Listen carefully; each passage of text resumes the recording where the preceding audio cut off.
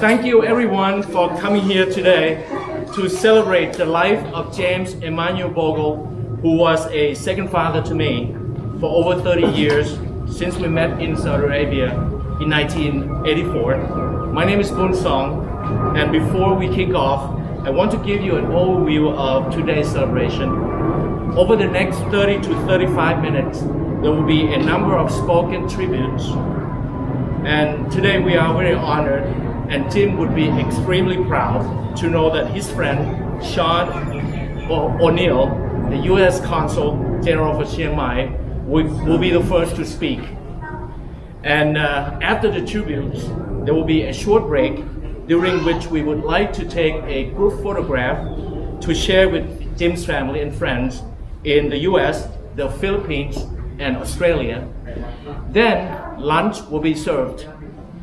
And may I ask you to please switch off your mobile phones, and if you are able to do so, please stand together for the American National Anthem.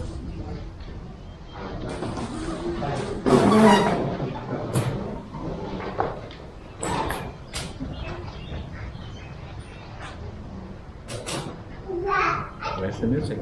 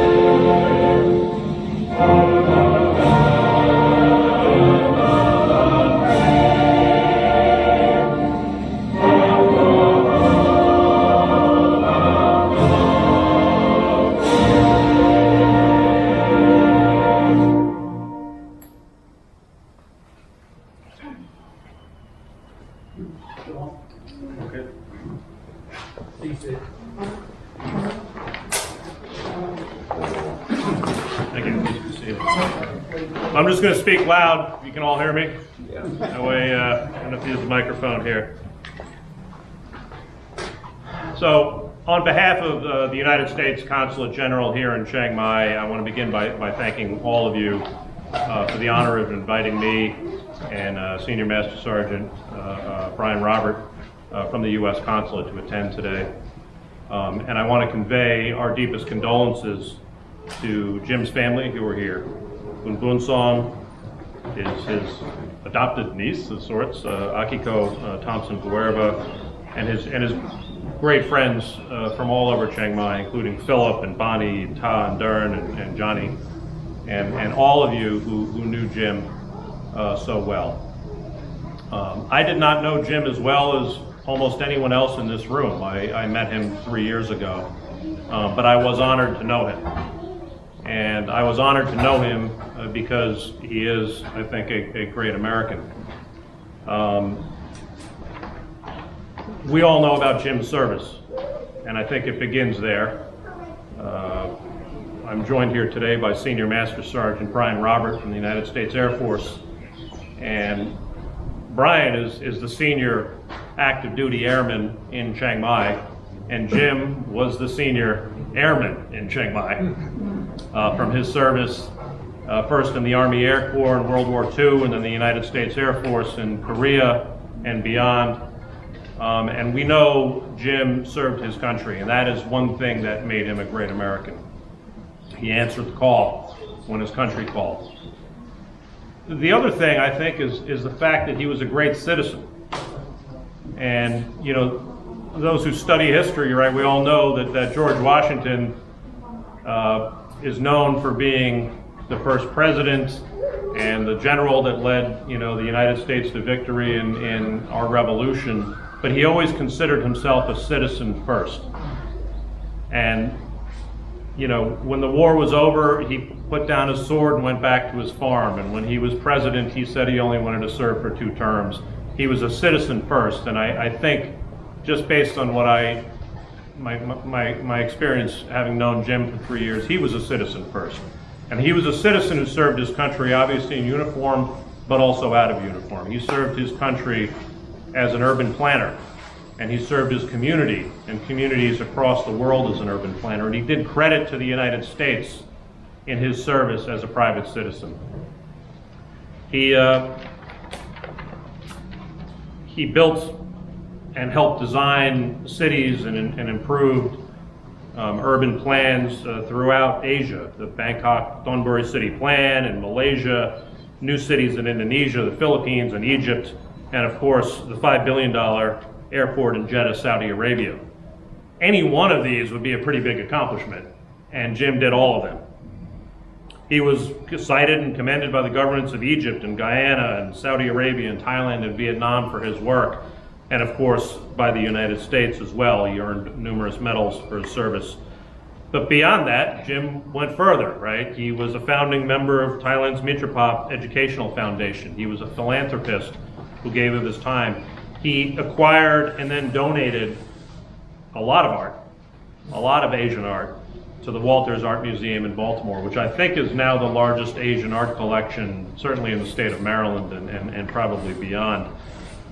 And, you know, he wrote books, a book on Southeast Asian painting, Thai and Southeast Asian painting, a book on Buddhist cosmology, and then he privately published his memoirs. And the last time I saw Jim in November, you know, he had given me his memoirs a couple of years ago, and I knew I was going to see him again for our Veterans Day reception, and so I started rereading his memoirs, and I went up to him at the reception. I said, "Hey Jim, you know, I was rereading some of your memoirs." He said, "That's garbage." He's like, "I'm going to rewrite that. Stop reading that." He's like, "I got to completely change it." And he was serious, and he was in the middle of rewriting it, and he sent me actually notes a couple of weeks later of, you know, some additional thoughts he was going to put in there, right? So I recount all this stuff. You guys know it, but I recount it because, you know, you could look at any one of these aspects and that's a life well lived, and together it's a remarkable life. And it's a life of a great American who served his country and a great American who did his country's service and credit for his entire life, right up until when I met him just a few years ago. And so, you know, on behalf of the United States Consulate General, on behalf of all of the men and women of the Consulate General, I want to say thank you to Kun Boon Song and to all of Jim's friends. Thank you to Jim for a remarkable life well lived, and may God bless him, may God bless his family, may God bless all of you. Thank you very much.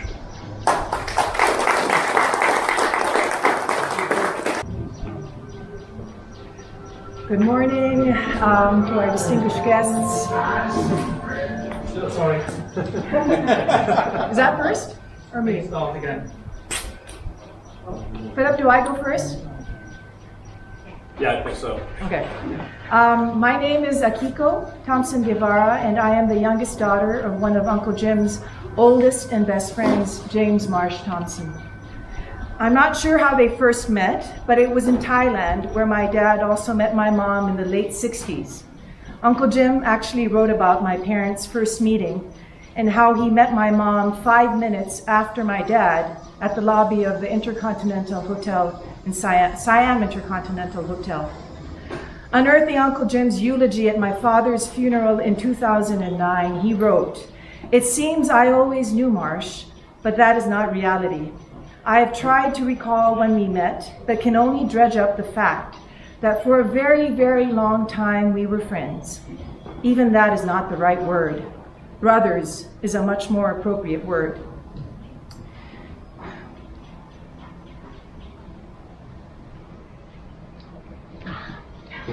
Dad and Uncle Jim shared much in common. They both spoke Thai, however different their diction. Dad's was supposed to be refined and proper, while Uncle Jim's was street tie. Both of them lived most of their lives in Asia. They both built homes in Kipahulu, Maui, and later bought condos at the same apartment building in Chiang Mai at Hillside 4. It seemed they loved and enjoyed the same things and followed each other around the world.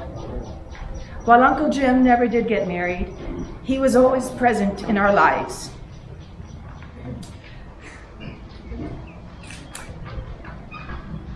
He was my older sister Julia's godfather, and later Julia's son Francisco's godfather too. Growing up, he would always say, "I'm adopting you for $5 with my passport in hand." He loved to boast about how strong he was and would tell us to give it our best shot, punching him in the stomach. That naturally stopped in our teens.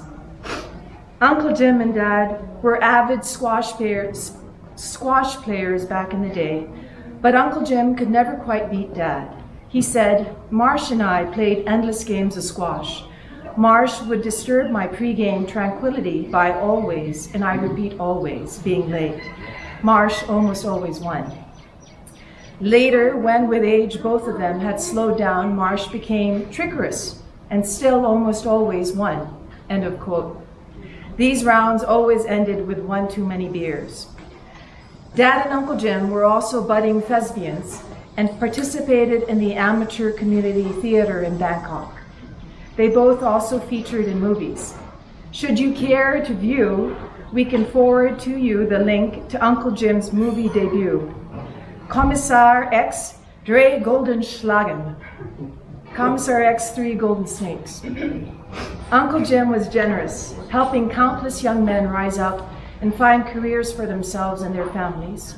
As mentioned earlier, Uncle Jim was an enthusiastic city planner who continued to work on projects well beyond normal retirement age. And when he did retire, he continued to keep himself busy by forging a new career as an author of 2 books on Thai art and Buddhist cosmology, which the Consul General mentioned earlier. Both of the earlier books involved Uncle Jim in extensive academic research before he started to put pen to paper, or rather 2 fingers to the keyboard. One of Uncle Jim's trusted friends in Chiang Mai was Dr. Pichai Ponpai, his lawyer, who became one of his closest friends. Quite recently, Uncle Jim sent a thank you card to Dr. Pichai. It contained a poem from a well-known writer Uncle Jim knew in Philadelphia, John Krevling. The poem describes how John came to accept he was afflicted by a debilitating disease that changed his life. Uncle Jim thought the sentiments expressed applied equally to him as he approached the end of his life.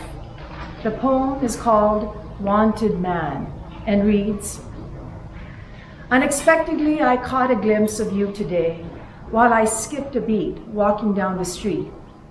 I struggled with memories of days before I knew you. Sometimes I catch myself thinking, I wonder how you found me. I did not seek you out. I got out of bed one day and there you were. I didn't invite you in, but you had settled within. The world is round, yet here I am bound and constrained. At times I feel like a prisoner, a wanted man with a number on my back, visible for all to see. There will be no hiding from you. Wishing it were different will not change a thing I know. Better to focus on the reality of living fully while I can. I don't want to be reminded of how it used to be. For all of us, an end will come, like a period at the end of a sentence. How we arrive there is the real story.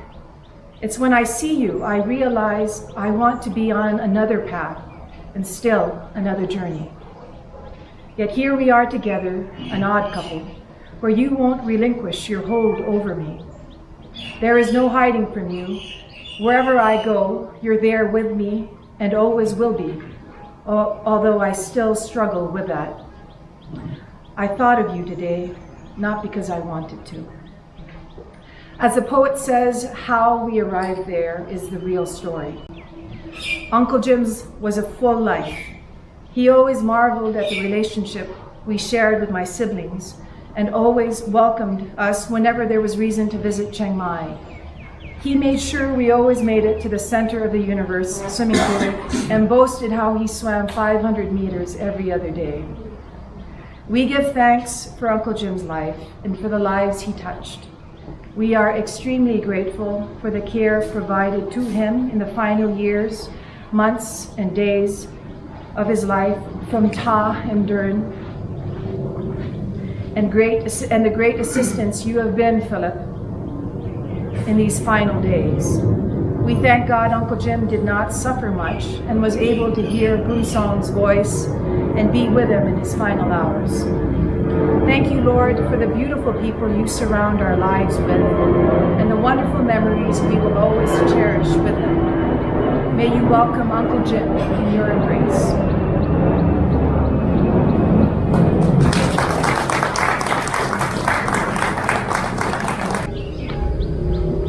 ขอกราบสวัสดีแขกผู้เกียรติทุกท่านครับที่มาร่วมงานวันนี้ครับผมชื่อนายต้าครับผมเป็นในฐานะผู้ดูแลคุณเจมส์คนหนึ่งคุณเจมส์เป็นครอบครัวของผมคนหนึ่งครับผมเปรียบเสมือนพ่อของผมคนหนึ่งที่เคยดูแลชีวิตของผมและทางครอบครัวของผมตลอดมา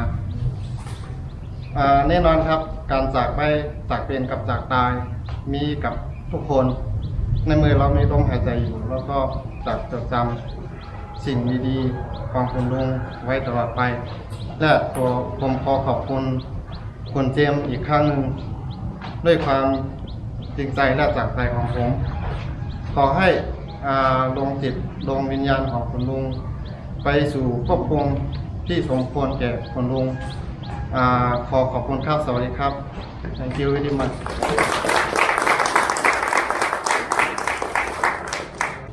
ขอสวัสดีแขกผู้ใหญ่ทุกท่านครับที่ได้มาในงานวันนี้กระผมชื่อเดินปัญญาสุทธิเปลือกคำครับเป็นผู้ดูแลของคุณเจมส์เช่นกันครับผมเป็นผู้ดูแลหรือลูกจ้างของคุณลุงเจมส์โบเกิลและได้มีโอกาสเรียนรู้คุณเจมส์เป็นคนในตะวันตกคุณเจมส์เป็นคนในตะวันตกที่มาอยู่ในเอเชียเป็นเวลาหลายปีได้มีใจอยากเรียนรู้เรื่องราวเกี่ยวกับพุทธศาสนาและท่านก็ได้เรียนรู้เข้าใจอย่างดียิ่งกว่าว่าคนเราที่เกิดมาเจอกันในชาตินี้เป็นเพราะเราได้ทำบุญกันในชาติที่แล้วชาตินี้ถึงได้มาเจอกันที่ผมได้มาพบคุณลุงเจมส์เพราะการได้ทำบุญหรือได้ทำดีด้วยกันในอดีตชาติการที่ผมได้มาอยู่กับคุณลุงเจมส์เป็นเวลา3 ปีผมไม่มีความอึดอัดใจเลยนะครับ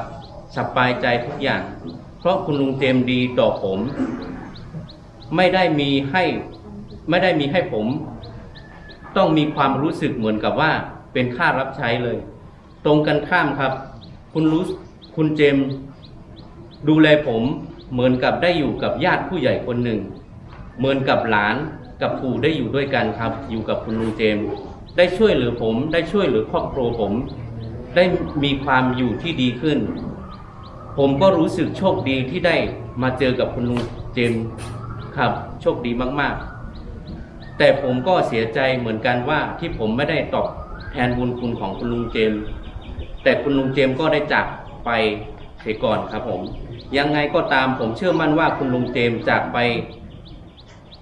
ก็จริงก็คุณลุงเจมส์จะไปเจอภพภูมิที่ดีแน่นอนครับเพราะท่านคือผู้ที่มีน้ำใจมีเมตตาต่อผู้อื่นอีกมากมายตลอดในชีวิตของท่านจะอยู่ในความทรงจำของผมและท่านก็คือผู้มีพระคุณให้กับผมให้กับครอบครัวผมคนหนึ่งในชีวิตผมรักและเคารพท่านคุณลุงเจมส์เหมือนกับคุณปู่ของผมจริงๆครับและก็เหมือนญาติผู้ใหญ่ในครอบครัวของผมคนหนึ่งผมจะจดจำความทรงจำตรงนี้ไว้ตลอดชีวิตครับขอบคุณครับ Thank you very much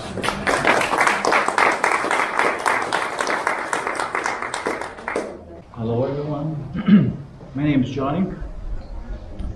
I got to know Jim in his later years. Jim worked with my father in Thailand in the 60s and 70s. and I was introduced to him over 30 years ago. Jim became a bit of a mentor to me. When I graduated my master's, Jim invited me to stay with him in Philadelphia, and so that I could get a foothold in job market in Philadelphia. When I first met Jim, I thought he was rather stern and stubborn. We are from different cloth, we were cut from different cloths. He had been through wars, adventures, difficulties, several third world countries. I've never known wars, nor much hardship of living a hard life. Nevertheless, we became friends, perhaps because we learned to understand each other's past better. I respected him for following his heart and venturing to the world, adventures of adventures. Jim did not wallow in sentimental talks. He did not wear his heart on his sleeves, but he had a big heart, and he backs it up with support and actions. I respected his life. I respected him for living his life on his terms. He truly lived his life his way. I'm grateful to have known Jim and learned from his silent wisdom. Grateful for his effort to nudge me towards a better life. It is a privilege and an honor to count Jim as a friend. Farewell, dear friend. ลาก่อนเพื่อน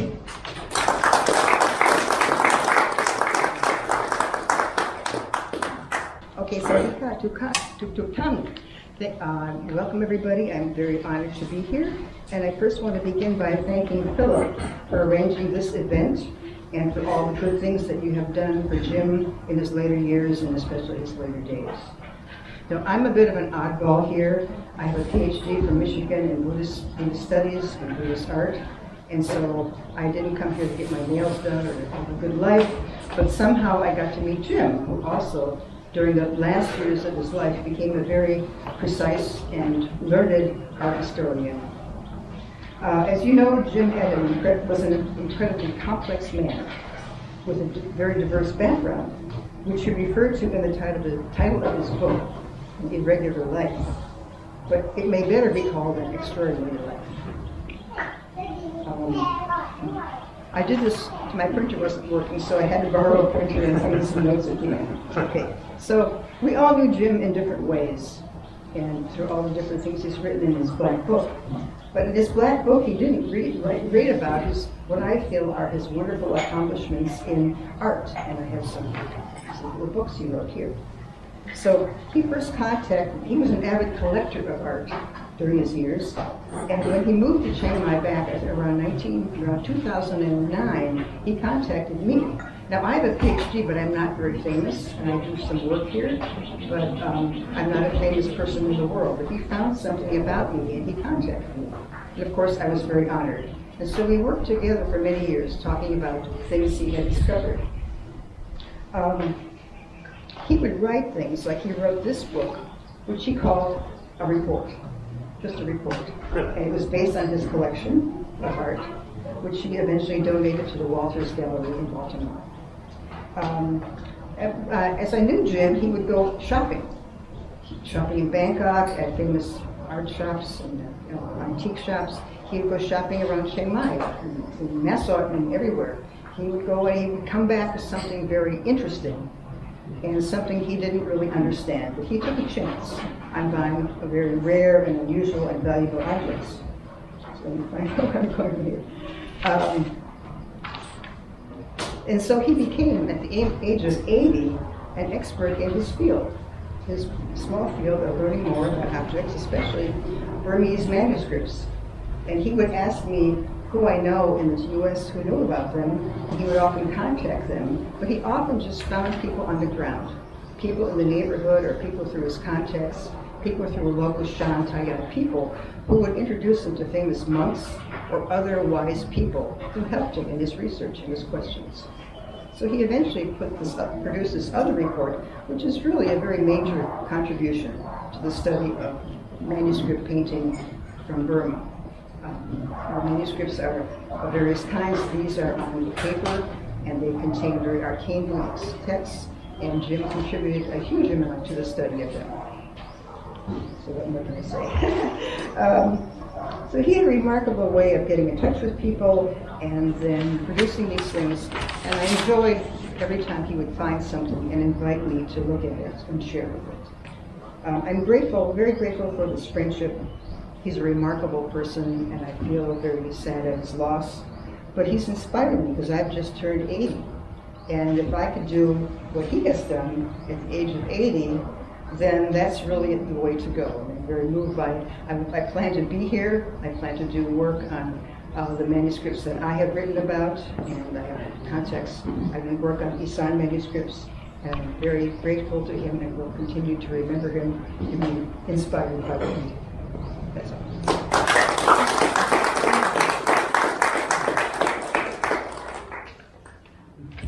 You'll be pleased to know I am the last person to speak.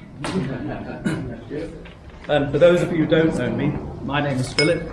I own this place, the centre of the universe, and Jim was one of the founding members in 2007. Last of the Summer Wine was a British sitcom that ran for about 20 years, and it centred on a trio of old men reliving their youthful misadventures.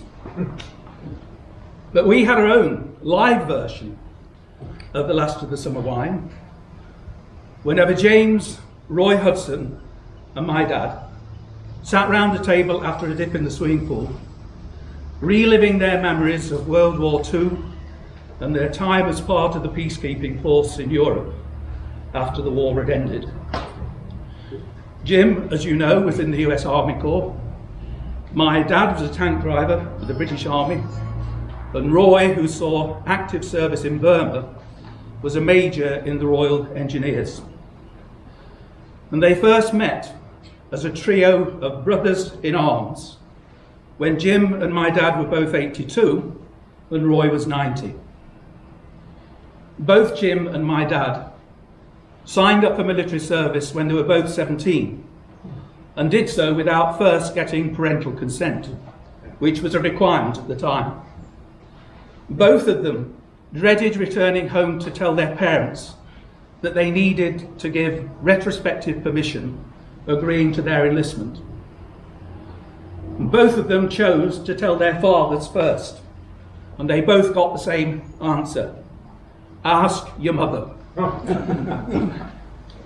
One of Jim's oft-told recollections was his very detailed description of the journey across the Atlantic to Europe, when between 1,500 and 1,600 men were crammed into a ship which had been converted as a troop carrier. Decks had been constructed in the holds, and each of 3 decks contained bunk beds, 5 high. And Jim was assigned to one of the top 5, as it was soon realised that he did not suffer from seasickness, whereas those most prone to this were assigned to the bottom bunks so that they could hopefully run topside and lean out over the side before emptying their stomachs. I think today health and safety would prohibit these troop carriers from leaving the harbour, but these same conditions were tolerated by around 2 million Americans sent to join the Allied forces in Europe. On one occasion, I asked Jim what were his most vivid memories of the crossing over the Atlantic. He thought for a moment and then he said 3 negatives and 1 positive.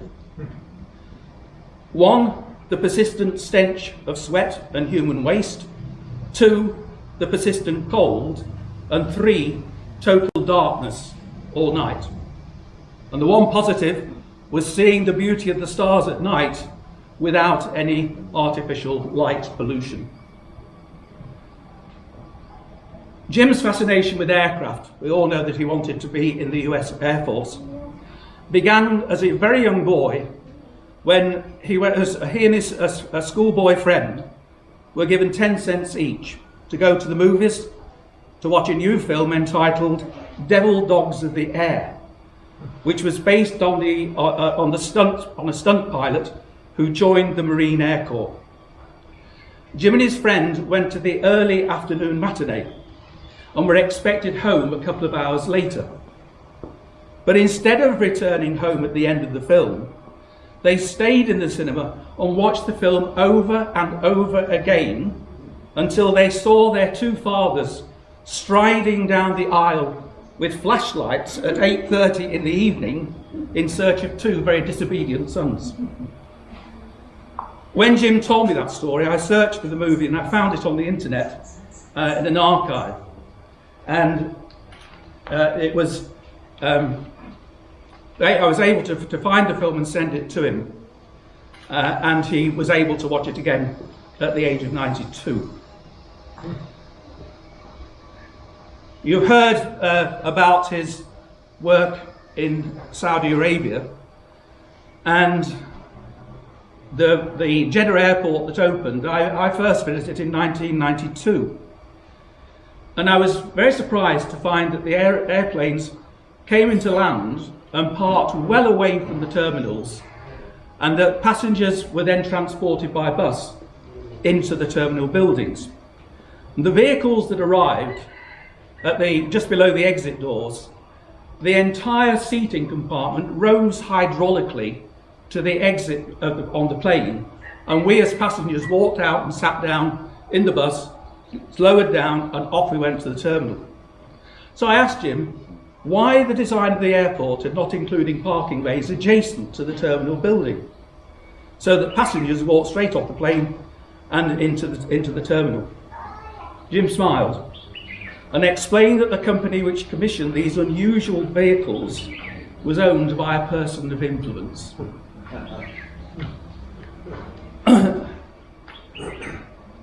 One of the things that I always asked Jim was that working as a city planner in a number of countries of questionable political stability was a perfect cover for his real job as a CI agent. And each time I asked him this, right, his response was always the same. I can neither confirm nor deny. But if I did tell you, I'd have to kill you. Well, whether he had always done so, and it hadn't registered with me, is debatable. But after the first time I asked him whether he was a CIA agent, I observed that when he introduced himself to anybody new, it was always, "My name's Bogle. James Bogle."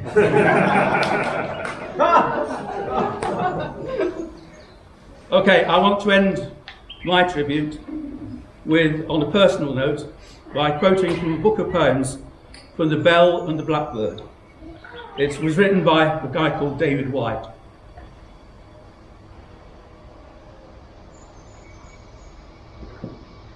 The invisible conversation you held while you were alive can still be heard in every shadowed wall, in the bird song of morning, and in the last light of evening, the final rays above the river, drawing the shape you make in the air by your absence. So that even in the warmth of the southern night, I hear your laughter singing from the same familiar sunlit nowhere you always inhabited, even before you left, and that still flows with me, morning or evening, invisibly close to where I go. Even in narrow streets, surrounded by stone, I listen through those walls in parallels now, and at times inhabit an intimacy where I seem to hear your unseen heart beating close to mine, counting the seconds of my life, as if telling me to live fully in this parallel until I come some fateful day and meet you standing at the threshold of yours. Thank you very much.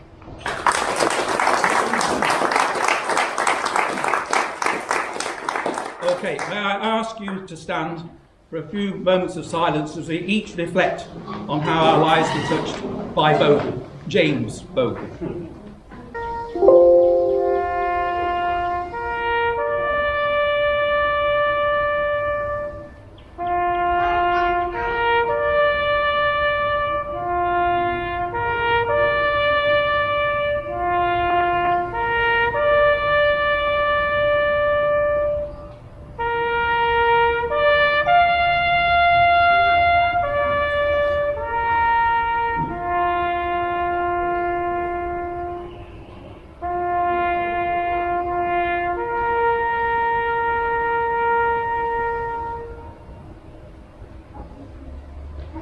when the saints go marching in, oh, when the saints go marching in, oh Lord, I want to be in that number, when the saints go marching in, and when the red